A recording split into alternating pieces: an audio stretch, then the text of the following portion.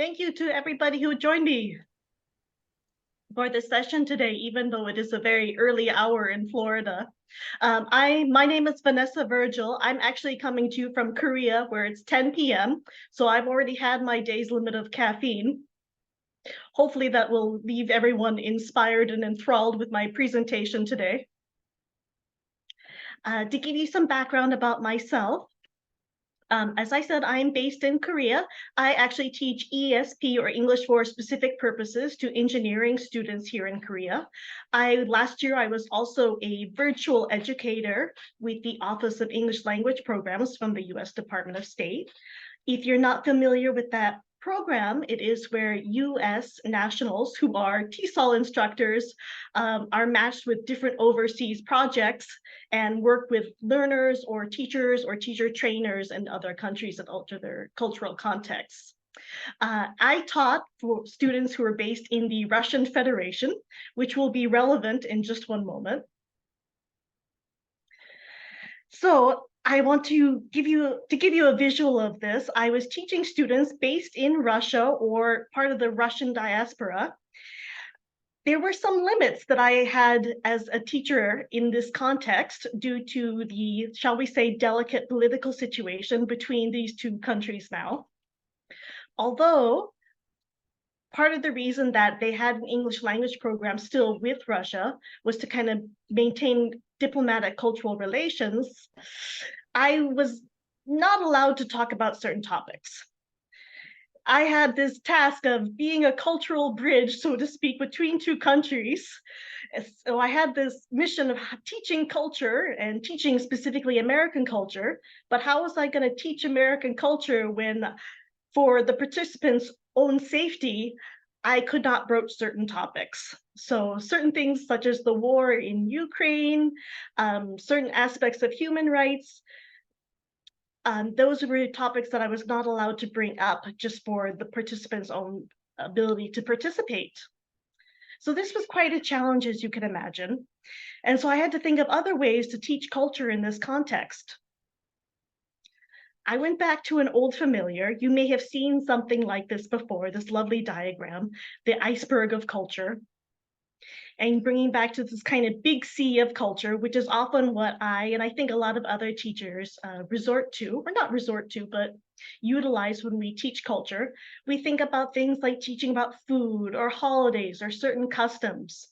And with that, we hope that the certain small c aspects, such as kind of the beliefs and values and ideals and biases and thought patterns, will be kind of inferred along with that. However, for me, when I was teaching the Russian students, they were very advanced level. And just as I've been teaching for a number of years, I'm a little bit sick of teaching certain things. There's only so many lessons about food that you can do, although food is a great topic and everyone loves a lesson about food. But there's only so many things you can do with that before you and possibly the students start to get a little bit bored.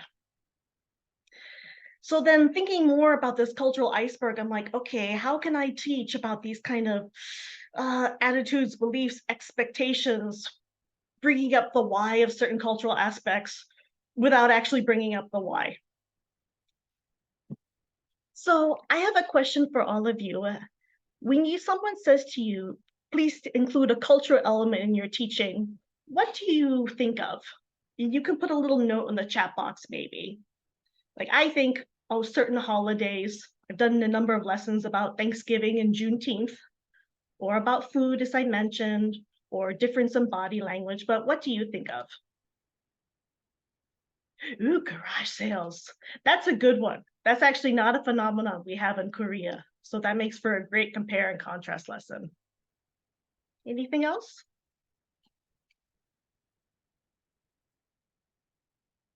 Customs, communication styles, body language for interviewing and personal space, food and holidays. I'm just reading them as I see them come up in the chat. Music and movies. Excellent. All wonderful topics. Greetings. Ooh, yes. One thing nobody mentioned, and I'm hoping that this is an easy segue to this topic, is Anybody teach idioms? Whether in combination with any of these topics? Yes. Yes, excellent. They're essential. They're they're so prolific in the English language. You really can't teach any topic without including these, even if you don't intentionally plan to. What I love about them, though, is that you can really get into that kind of small C, the deep part of the cultural iceberg with these. So really quickly, this is not a literature review on the academic research of idioms, although there is plenty of research to be found on this. One thing I want to clarify is that with idioms, there is overlap with other aspects of figurative language like metaphors and similes. But when I think of metaphors, I think of something that really needs to be what Mackay says requires decoding, something that you cannot infer the literal meaning from without some kind of explanation. But they also contain this aspect of shared knowledge and core cultural concepts. In this presentation, we're going to go over using idioms for kind of conversation starters to go deep into discussion or for a deeper writing prompt. But I want to start by showing you some other activities that you can do with idioms, and I'd like to know what other activities you might incorporate. One, of course, is using idioms in films and music, movies. This is great. It's reuses in context. It's a little bit more enjoyable than using a corpus or using a textbook. And it's a great way for students to infer meaning from context. Has anybody used this resource called Youglish by chance?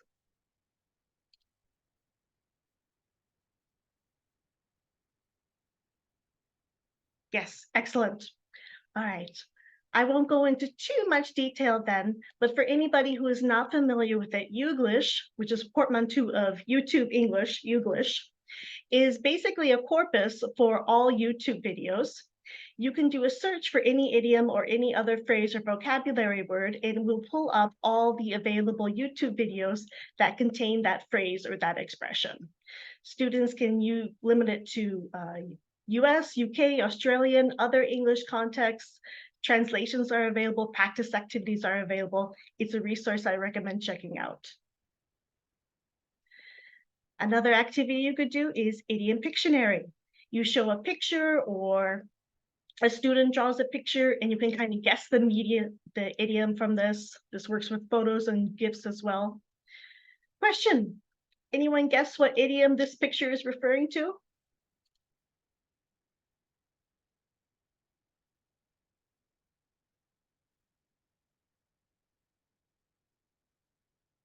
Yes, cat got my tongue. I would also accept cat got your tongue.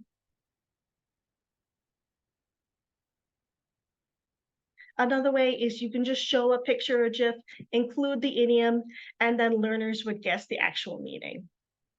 So something like, lend me your ears, which is from a movie I just watched recently. What would be the actual meaning of this?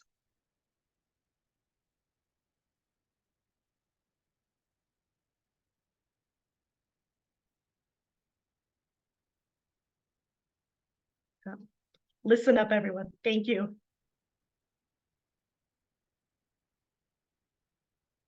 You can use idioms for when you're using a lesson on giving an instruction or advice for dealing with certain situations. So you might present a scenario or have a role play with a student. So for example, if you're doing a lesson on modals of advice, you might say like, okay, include an idiomatic expression such as cool as a cucumber. How would students recommend that you relax and stay non-stressed in such a situation? You can do the idiom cookbook. Everyone contributes a recipe related to an idiom. One activity that I've had a lot of success with is what I call spill the tea, which I use as a warm-up. Students know this idiom now as a way to say, kind of tell me what's going on in your life. But I have them make a meme and they either upload it to our LMS discussion board or if we're on Zoom into the group chat. You can use a meme generator such as Image Flip. It's very easy to approach. You just choose your main photo, type in some text, and generate meme. You can do idiom quizzes. Kahoot and Blooket are great for this. It's a good way to survey students to see which ones they're kind of already familiar with, or it's a good one for a review. You can do compare and contrast. So I'm going to guess that most people who are participating today are not familiar with the Korean language. So I'm going to share with you a Korean idiom. It literally translates as cheap bean curd rice cakes, which you can see pictured on the right here. Any guesses what the meaning could possibly be? I'm making it hard because I'm not including any context.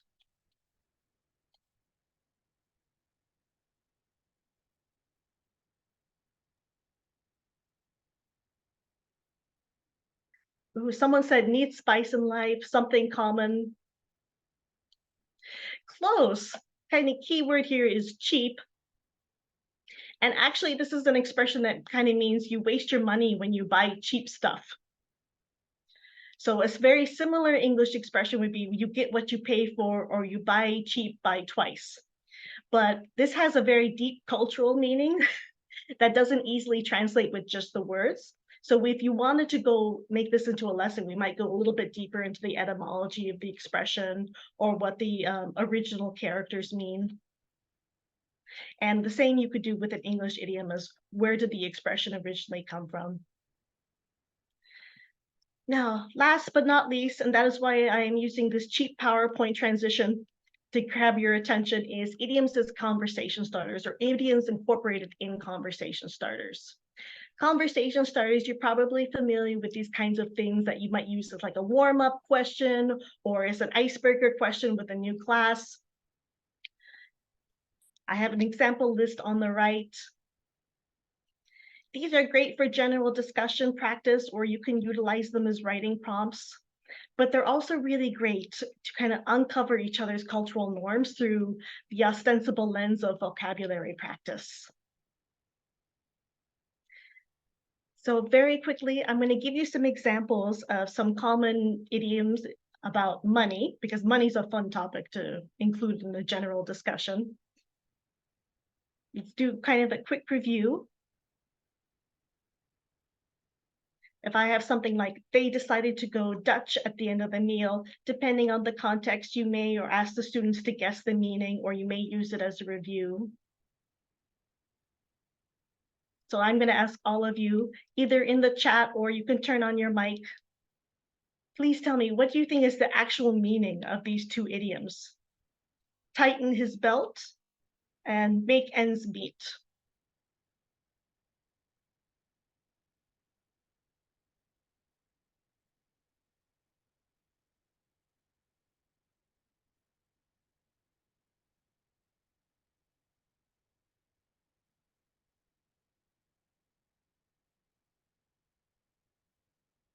Yeah.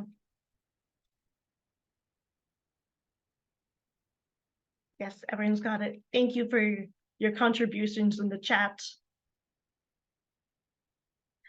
How about, what would a nest egg be in this context? It's not a literal nest egg.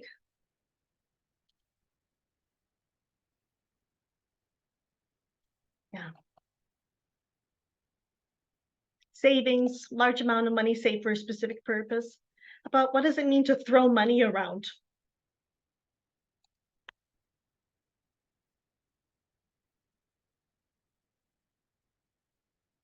Yes, spend money freely.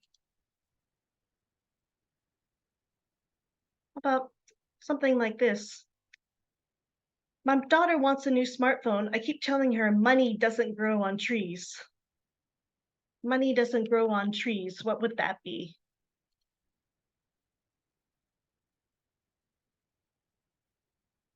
Yes. What about if something is dirt cheap?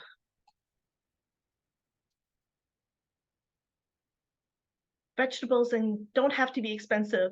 Carrots and cabbage are dirt cheap.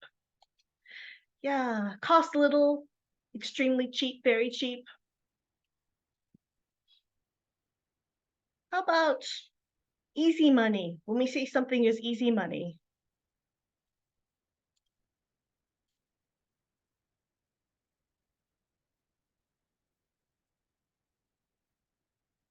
little work for the money. Yes. How about when we're out of pocket?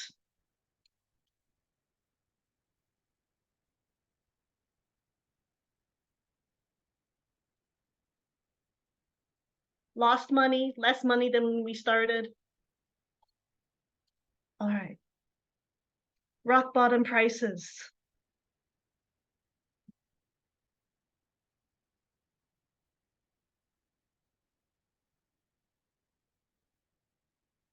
Lowest price, cheapest ever, very low prices. How about when something is a ripoff, like popcorn at a movie theater?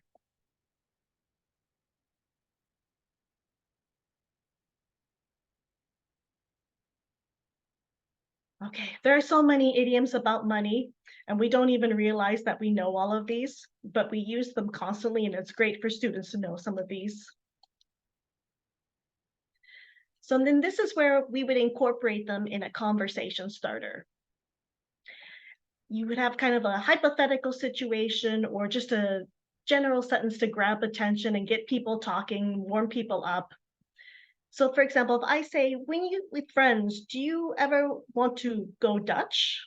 Or do you think going Dutch is generally a good or a bad thing? What's your opinion on that?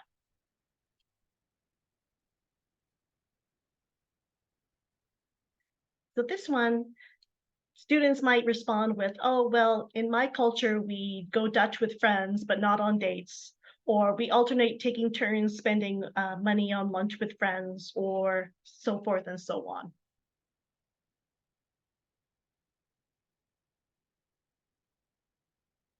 How about how many weeks or months of salary should someone save for a rainy day? Do you think the amount should be based on a person's age? So now I'm going to ask you, the participants, please tell me what your opinion is. You can just type a short sentence in the chat box.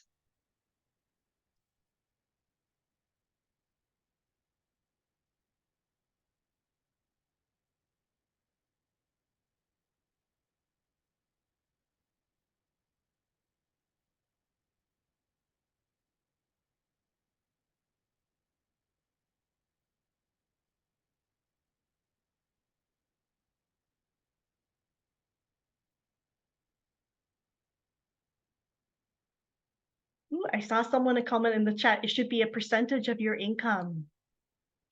So rather than thinking about it as like having 4 weeks or 2 months of salary in your savings, well, you think in terms of you should save a certain percent every paycheck. Hmm. At least 2 months worth at any age.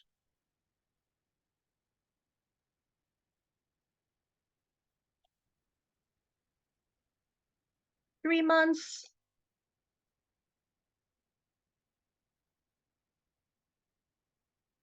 Any others?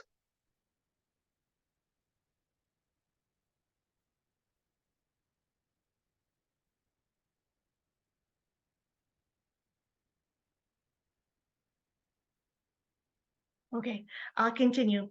But this is where you can keep talking and really get the discussion going about what you think is important to just save for, why it's important to save for a rainy day.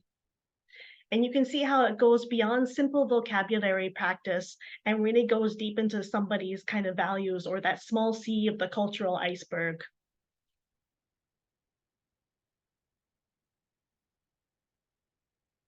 How about this one? In your area, what common item is dirt cheap? Where I am, eggs are still extremely cheap in price. How about where you are?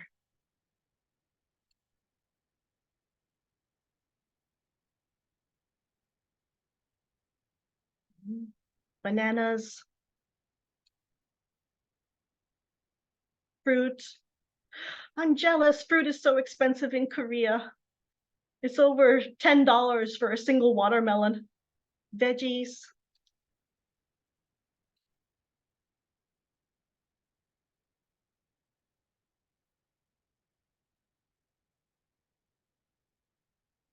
All right. In America, people shop on Black Friday for items at rock bottom prices. Are there any similar special sales in your area?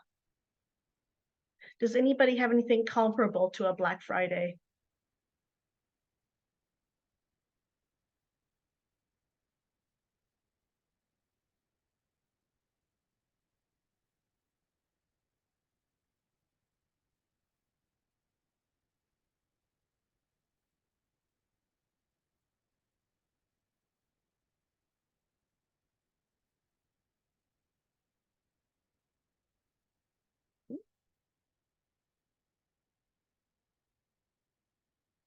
All right. And then use this one, and I might include an anecdote here. My parents always told me, money doesn't grow on trees, which was their kind of nice way of saying there was a limited amount of money in the household. But they generally didn't say very much else about money. What do you think parents should tell children about money, or what advice about finances should they give? I'll ask a question and you guys can type in yes or no. Do you think parents should teach their children about money? Yes or no?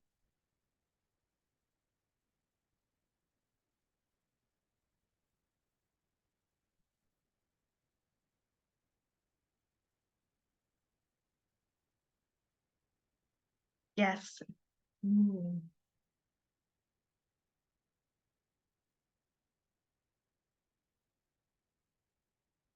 okay.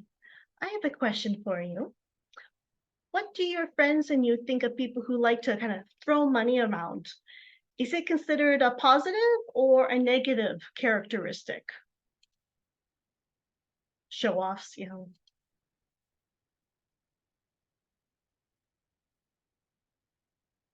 negative,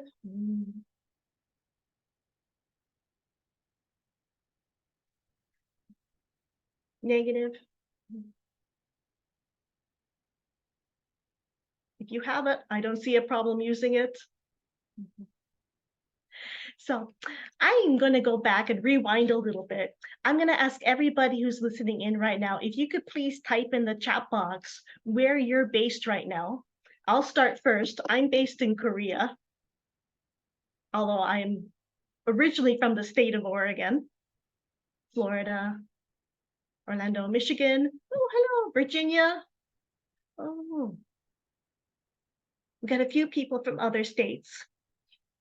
Okay. I'm the only one who's from overseas, which maybe explains there's a bit of a cultural difference. As we can already infer in America, it's kind of a negative characteristic to show off or throw money around. But I've been living in Korea for so long that, especially if you're an older person, it's actually just demonstrating generosity to other people, especially if that person, say, pays for everyone's meal or does some other kind of grand gesture. Even though it looks like they're showing off, it's still very much appreciated. In your area, are there any jobs that you think are considered easy money? I have a bunch of students in Korea, mostly younger students, who think that being a Twitch streamer is going to be easy money.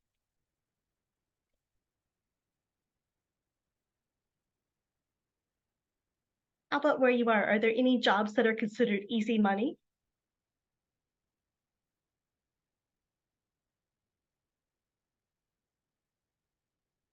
TikToker, Ubers and food delivery. Oh, interesting. Ice cream shop worker. You just described my dream job. Okay.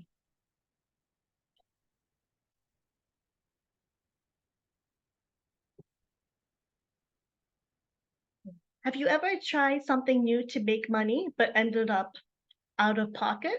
Have you ever tried to start a business or a side hustle? Another idiom. And how about this one? What common item do you think is a ripoff? With inflation these days, I think all of us have at least one answer.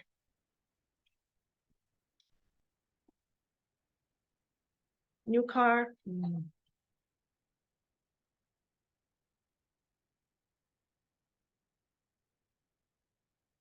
Or-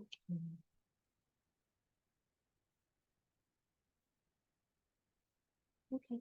If someone is having a hard time making ends meet, what would you suggest to them? Would you tell them to save money or get a second job? What advice would you give?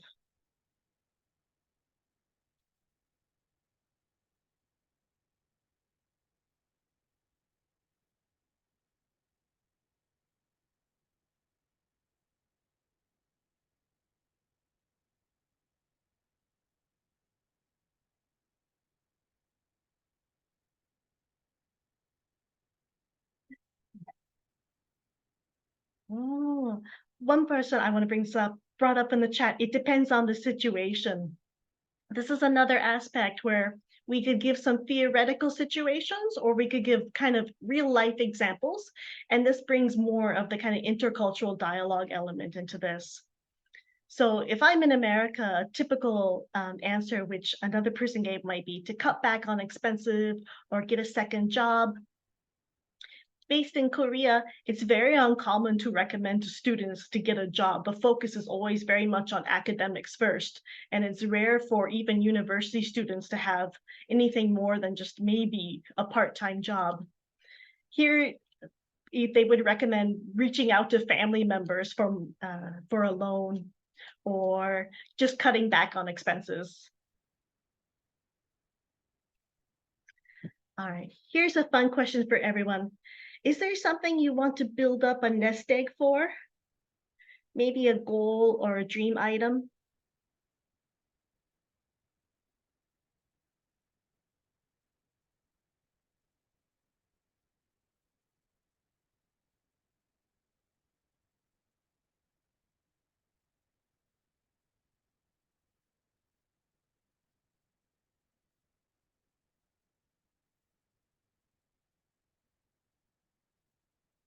Ooh, thank you for the answers in the chat. Yes, I agree with all of those.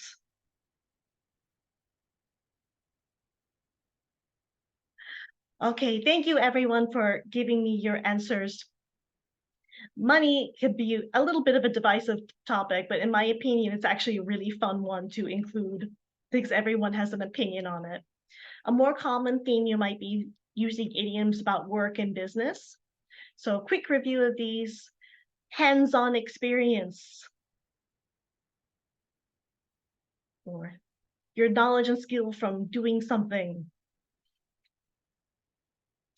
in a nutshell, in a few words. How about if we say someone goes the extra mile? What does that usually mean?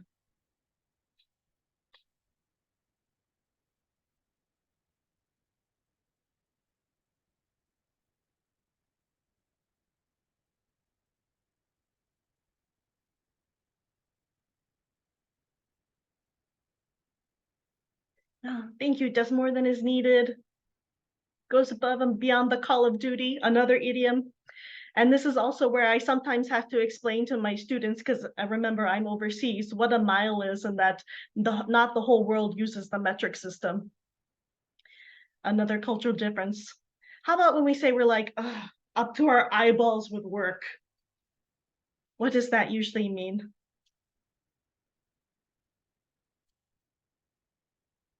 Laden, yes. Extremely busy, overwhelmed, swamped. How about when you want to get your foot in the door? What does that usually mean?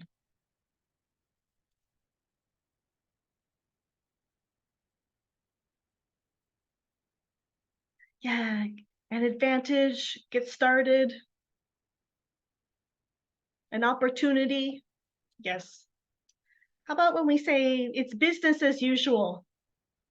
There was a hurricane, an earthquake, and a fire all in one day, but it's business as usual. Yeah, normal routine. How about when something's like a win-win situation?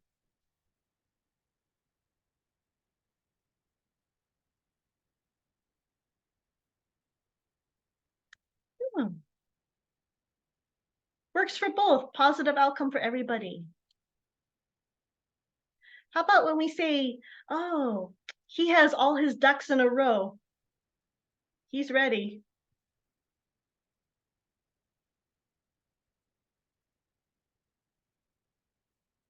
Yeah, ready, organized, prepared, planned. How about when we say someone is climbing the career ladder?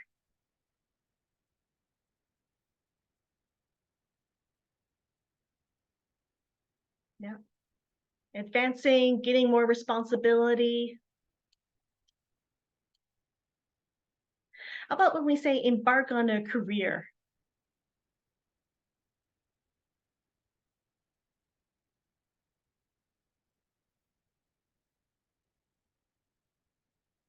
Yeah, start a new job, start a new career.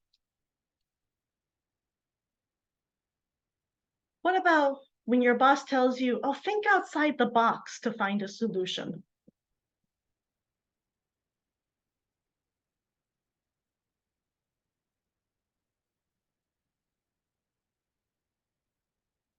Yes. Come up with creative ideas, be original. What about when somebody's all tied up?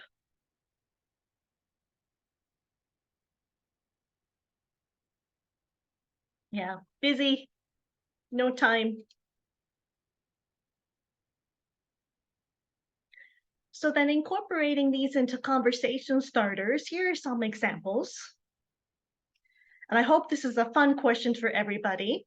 We're all educators or in some way related to the education profession. But going back in time, if you could embark on a career that's totally different from what you do now, what career would you choose?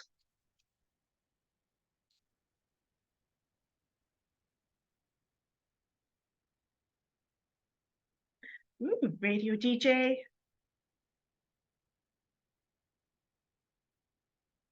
chef. I'd go back and be an engineer, travel writer. Okay. And then follow up, I might ask, is it difficult to get your foot in the door to kind of start this job?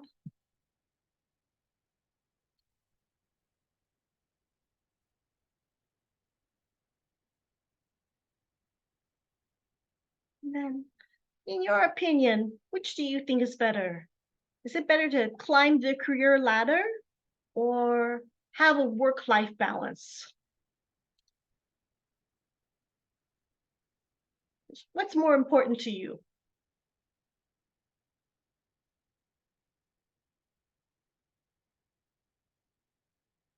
Work-life balance?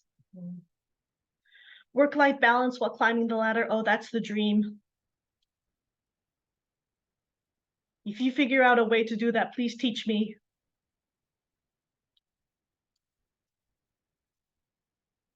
Work-life balance. Ooh, most people are saying work-life balance.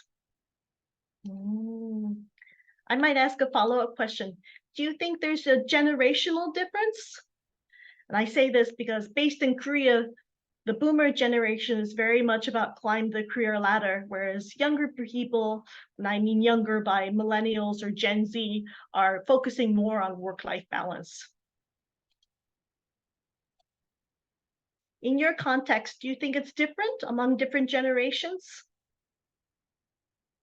Yeah. Mm. Yes, yes. Okay. Thank you.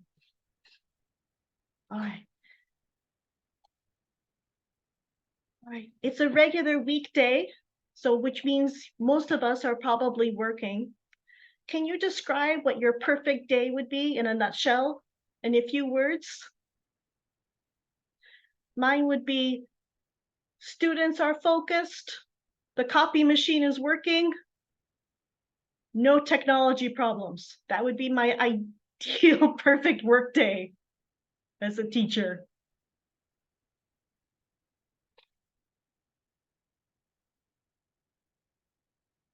Mm.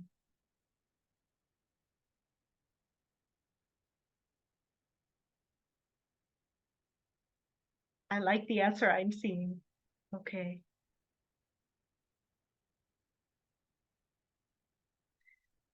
This is kind of a risky question for teachers because we're always kind of expected to give 110%. But in your opinion, do you think it is good to always go the extra mile in our work?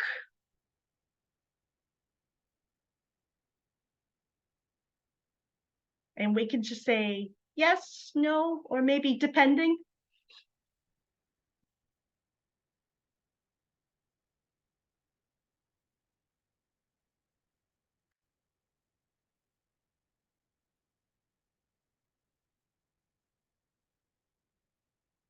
Mhm. Yes. All right. Now, this is for everyone. Is there a time of the day or week when you are the most tied up?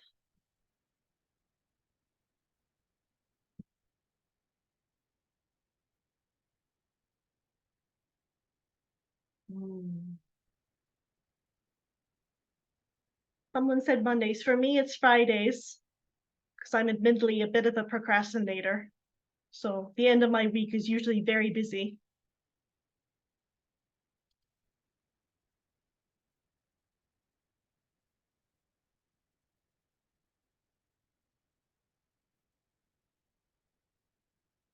I'm going to pose question number 2 in the context for teachers.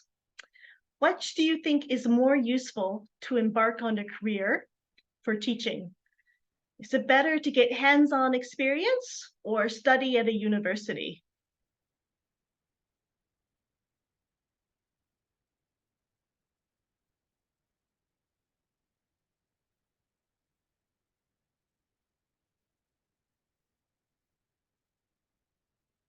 And then as a follow-up question, I might ask, oh, why do you say that? From your personal experience or from what you have observed? I think we all know the answer from our personal experience. Mm, okay. And then next one. What if you and your family had the opportunity to travel anywhere, but just for 2 days? Where would you go? What would be a win-win situation in this case?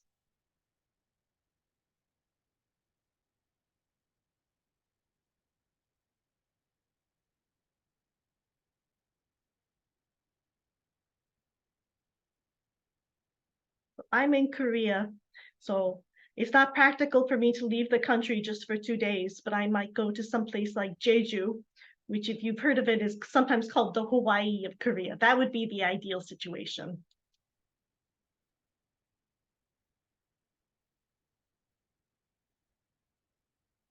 All right, last one. In America, bosses will sometimes tell their employees to think outside the box to solve a problem, and sometimes not much else, not much other direction. For you, do you like to have a lot of freedom to find your own solution, or do you prefer to have very clear expectations and guidance?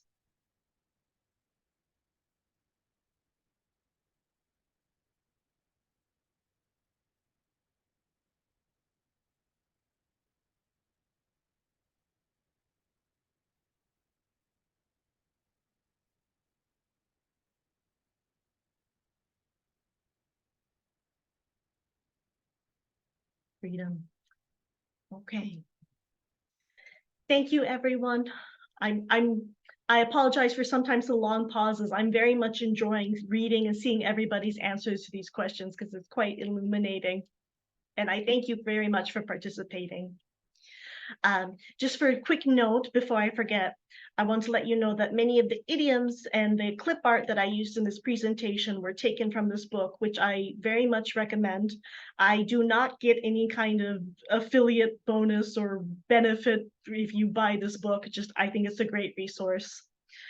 For conversation starters, it can be difficult to kind of think of ones on your own on the spot. So another ESL teacher has made this lovely website, conversationstartersworld.com, which has lists of them by different topics. Many of them contain quite a few idiomatic expressions already, not surprisingly, although you can always alter them to include your own. I'm going to talk at you a little bit because I am a teacher and I can talk. Let's put it that way. When we're using idioms, there are a few key points. Using imagery can often be really helpful, either in introducing it or in reviewing it. You may have noticed that when I gave the questions, although we're all users of English, when working with multilingual learners, it can be helpful to provide a little bit of scaffolding. So sometimes providing the literal meaning or kind of translation in parentheses might be useful. And then for expression, on Zoom, we're a little bit of a big group and we're not going too deep into different projects that you might use. So I just ask everyone to please put your answer in the chat. But really, there are so many ways that you can utilize these and so many ways that students can kind of express use of them or their knowledge of them. You can do kind of open-ended discussion. You can do polls. You can do things like Kahoot or Blooket. You can do a storytelling project where students need to incorporate some idiomatic expressions. You could do visual media, such as creating memes, or students draw them, like in Pictionary. You can do it for responses or as kind of a writing prompt for a free-form reflection or even for a more formal paper. And now I want to say thank you very much for joining me for this presentation. And I would like you or invite you to please tell me, how do you incorporate idiomatic expressions in your own teaching?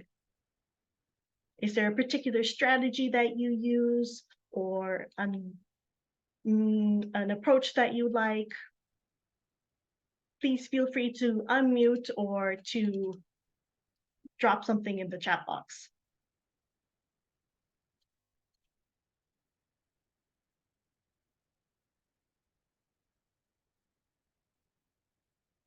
Giving examples, yes.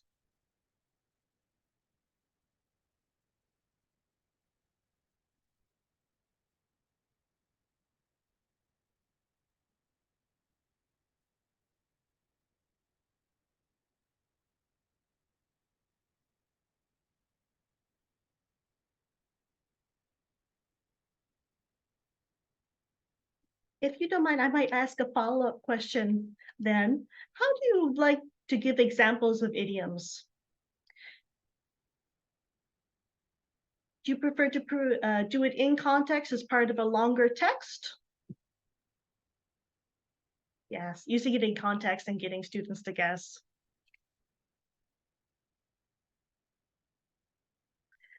That is a useful way. And that reminds me of one point, using context. Yeah.